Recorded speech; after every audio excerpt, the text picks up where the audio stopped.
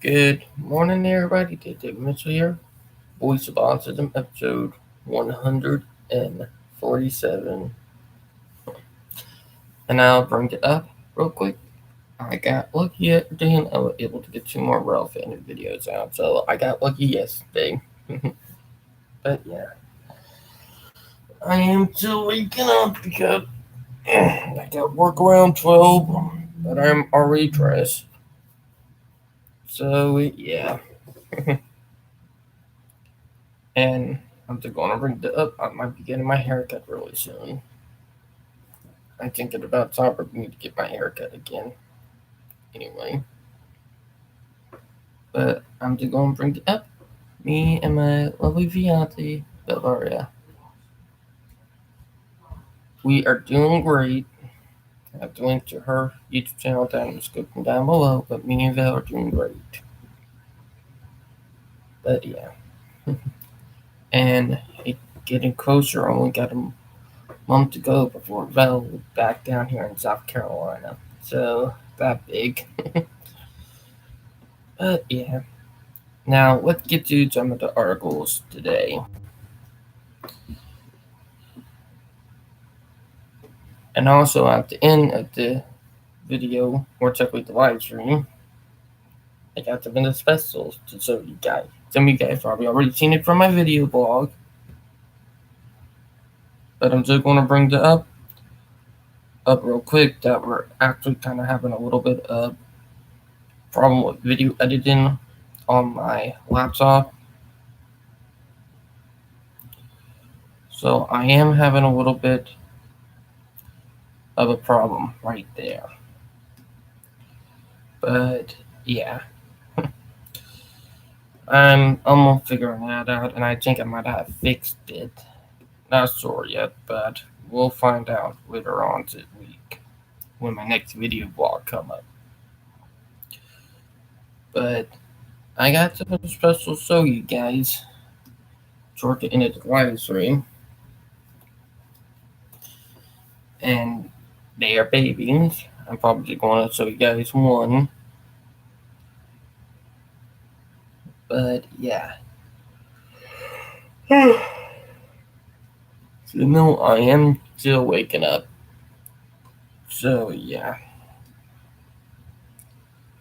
Here is a good one right here that I think we should start out with.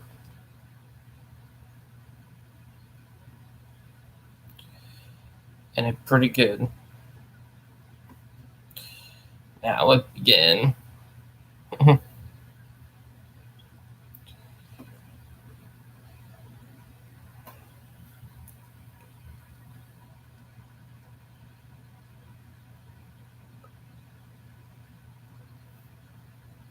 I know this is again another hard to swallow pill to some.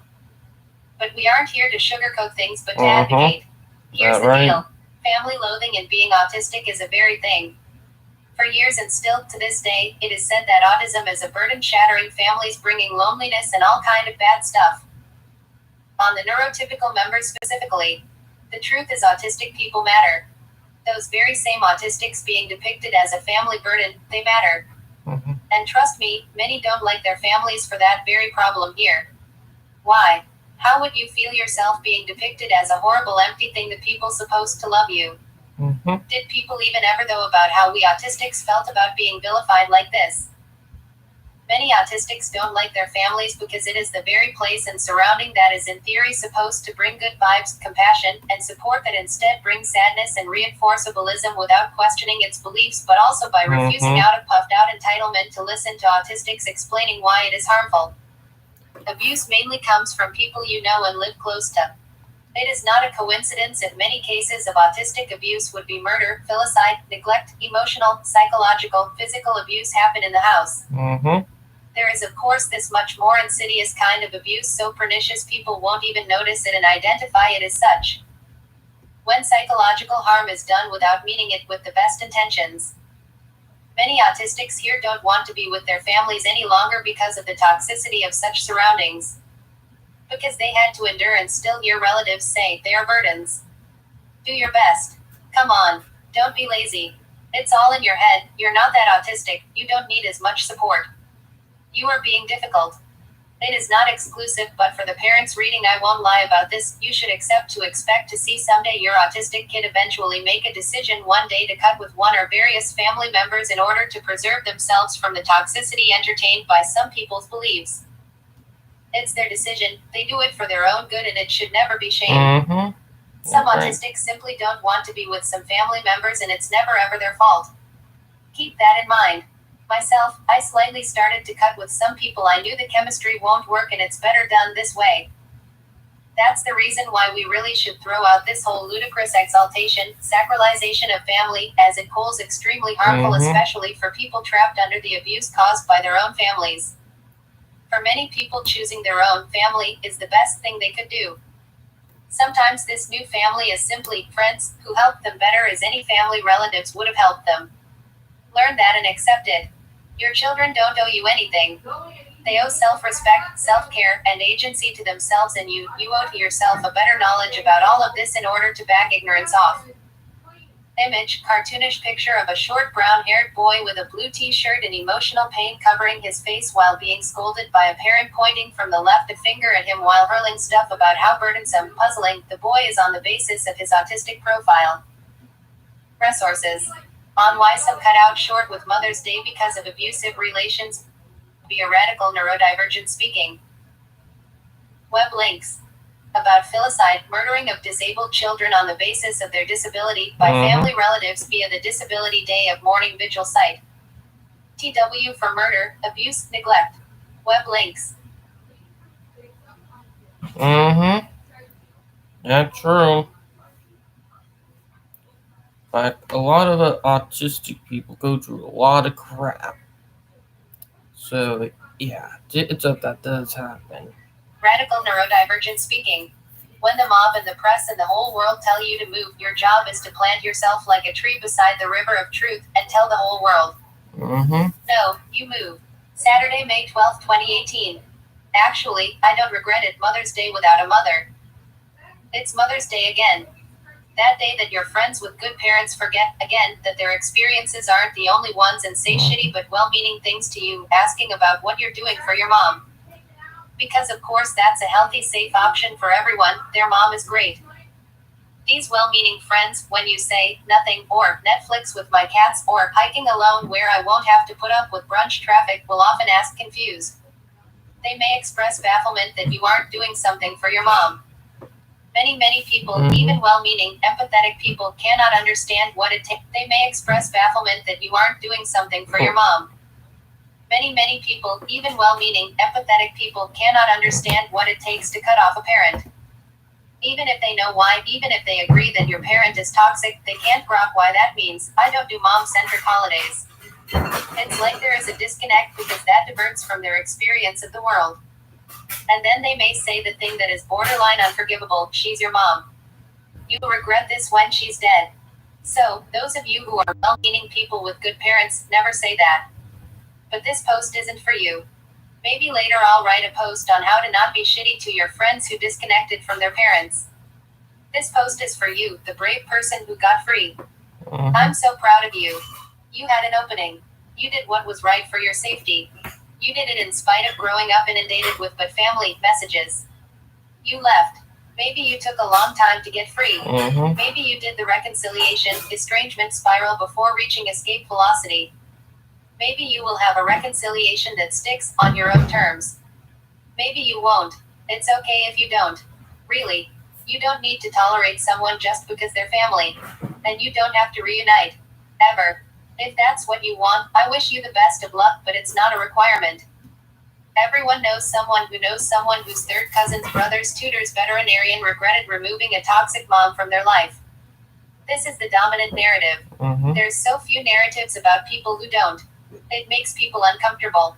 Allow me to use my superpower of making people uncomfortable for you. I got out, and I have never regretted it. Not even for a moment. My mother died several years ago. Recently enough that I panic when I see someone who looks like her in public, long enough ago that if I was going to have regrets they'd have set in. I don't regret it at all. I don't regret missing her birthdays. I don't regret missing Mother's Days. I don't regret skipping her funeral. I don't regret the years of gaslighting, nastiness, and unpredictability that I escaped. Getting out was hard. Staying out had some really rough touch and go moments. But I have never regretted it. Now, I have had moments of mourning for the mother I didn't have. All the stories people have of their good times with their moms, the supportive things apparently a parent is. I have gotten wistful. But that wasn't my mother. That was never going to be my mother. She isn't the mom she needed to be worth continuing a relationship with. The mom who had my back stopped existing when I was still very small. I can be sad about the alternate universe where things were different without ever regretting leaving. Mm-hmm. Maybe you're wistful like that too.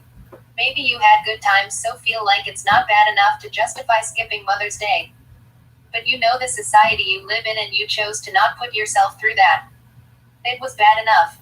You don't have to put up with abuse of any kind for the comfort of others.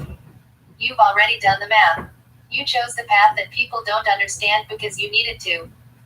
If you, like me, are going to be struggling with the thoughtless, all moms are great no matter what, be gentle with yourself. Do something nice for yourself.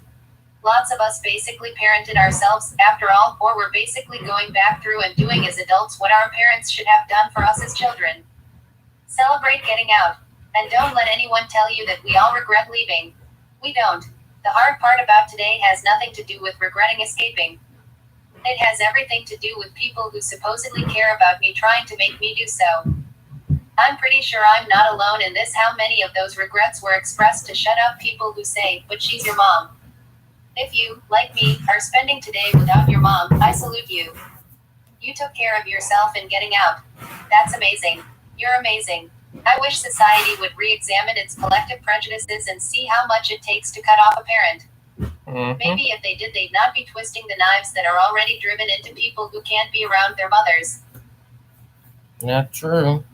I have friends who've gone through that. My fiance Val is dealing with that with her mom. So my fiance deal with that. But yeah. I help my fiance and she is glad that she is away from her mom. That I'll be on it about. What is this site? The Disability Day of Mourning website is a memorial to the people with disabilities who were victims of filicide. Active cataloging of cases started in mid-2014.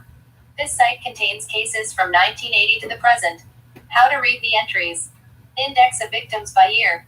What is the day of mourning? Every year on March 1st, the disability community comes together to remember the victims of filicide, people with disabilities murdered by their family members. Vigils are held on the day of mourning in cities around the world. What is filicide? Filicide is the legal term for a parent murdering their child. In the disability community, filicide is used when talking about a parent or other relative murdering a child or adult relative with a disability. When we say filicide, we are talking about a pattern of violence that starts when a parent or caregiver murders their child or adult relative with a disability and continues in how these murders are reported, discussed, justified, excused, and replicated. Yep. For people like us, we deal with that on a daily basis. It's just awful. That I'll be on it about. Like, literally. Like, some people get it worse than other, not so much. But some people experience horrible stuff. But yeah. Oof. Here's something that I'm gonna get all you Disney lovers ticked off. For people who love Disney. But it would technically piss off the autism community, but it did, or technically more likely the autistic community. It ticked off. If you guys know what I mean. But yeah, it's from a Canadian news site. But wow, is it messed up.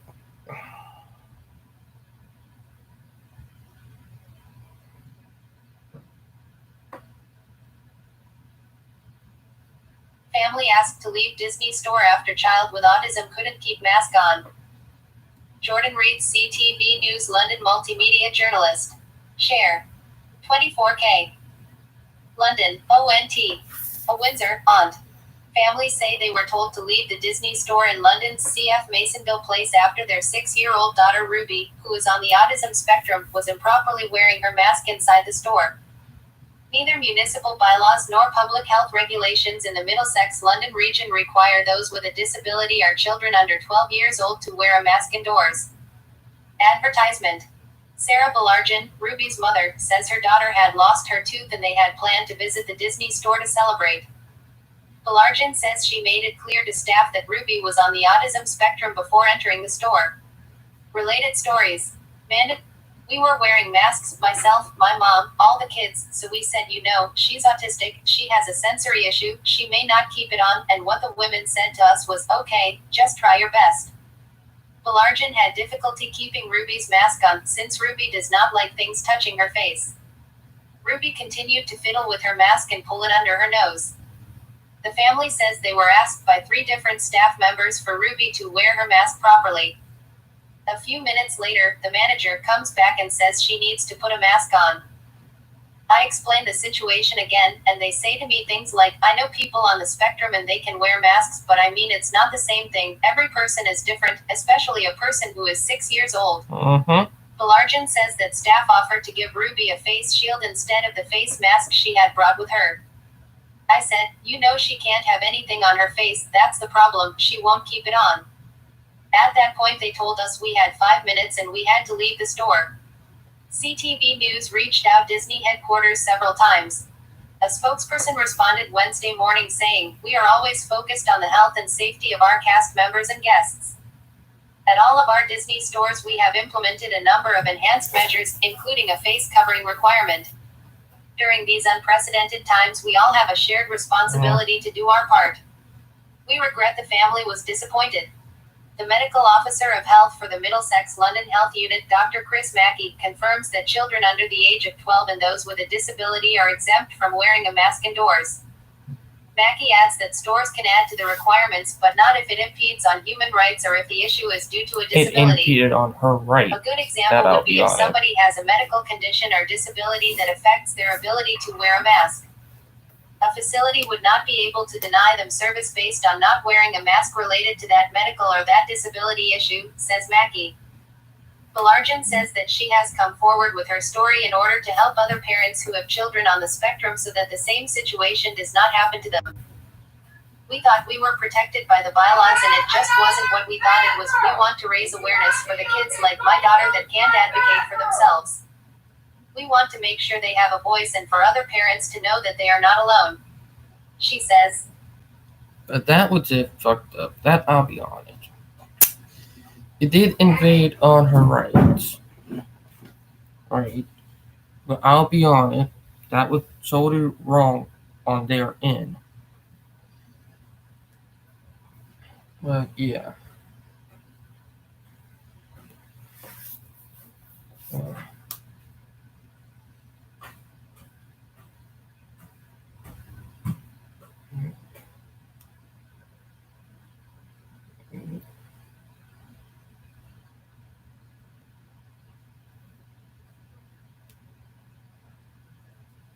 There's 2 bathrooms in his house. There's not one. A bathroom is a fucking bathroom. You shit, piss in it, shower in it. They're both the same. 1 minute, guys. Why the hell we got a trailer that had 2 fucking bathrooms in it? So we wouldn't have this problem. We're getting towards the end of I'm getting ready to zoom. That is special really soon. But yeah.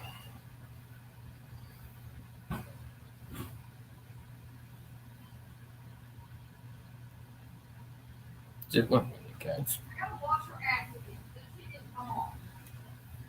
Yes. I gotta wash the soap. I shall give it a try. Edethilka, we are special and unique in our own way, and I'll do a special quote from a Japanese proverb.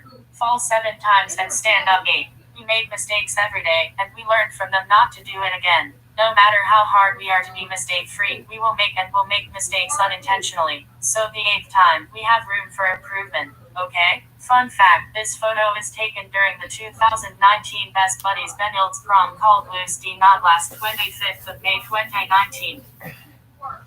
That's from my fiance. Also, here's something else from my fiance.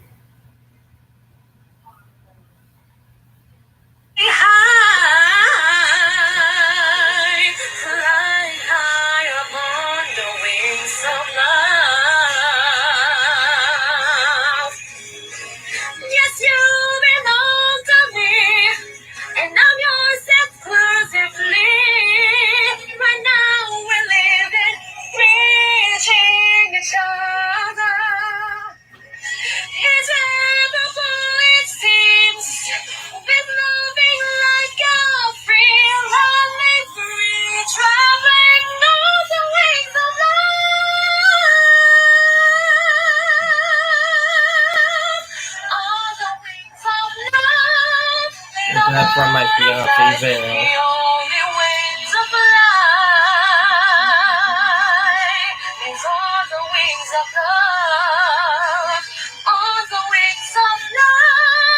Beautiful voice.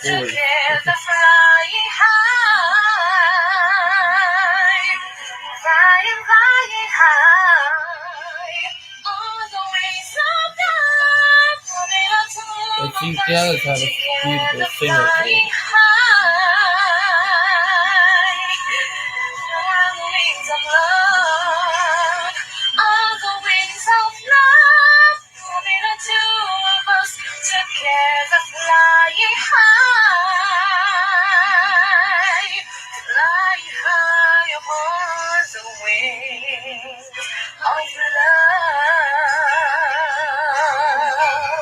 Sorry I made mistakes. Well, no big deal. But that was from my lovely fiance Valdaria. She is a beautiful singer. That I'll be honest.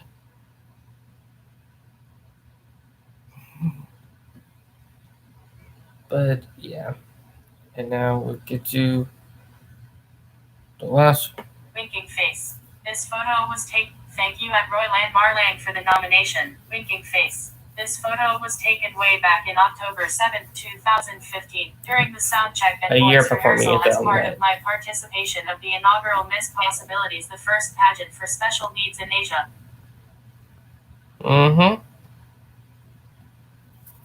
That was from my fiance Val.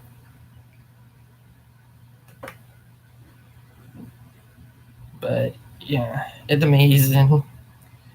Now I'm going to show you guys what the special thing, if you guys have not seen it on my video blog from a few days ago. Be right back.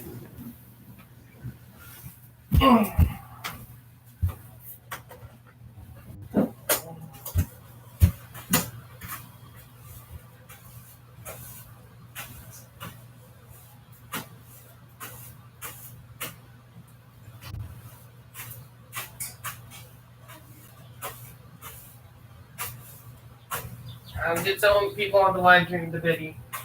Don't worry. David, be careful because they'll poop in your hand. I know. I'll be careful.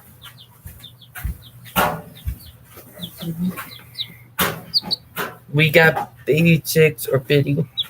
Woo! Like we got them 2 days ago. But yeah. Alright, go put it up now. I know. That's what happened to mine. She got poop on her butt. And no, it's not going to kill her. Not? No.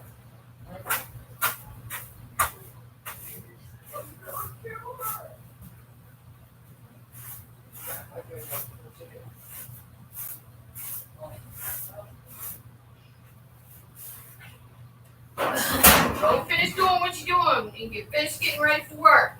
I know. I'm on time. Okay, guys, I'm back. So that was a special team. We got baby chicks. Never wanted them, but they are adorable.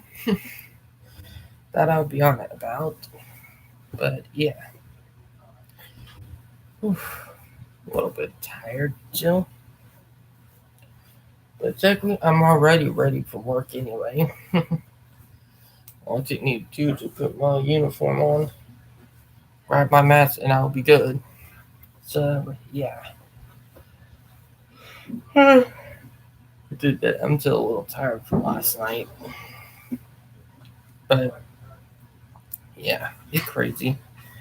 Now, for people who don't know, I got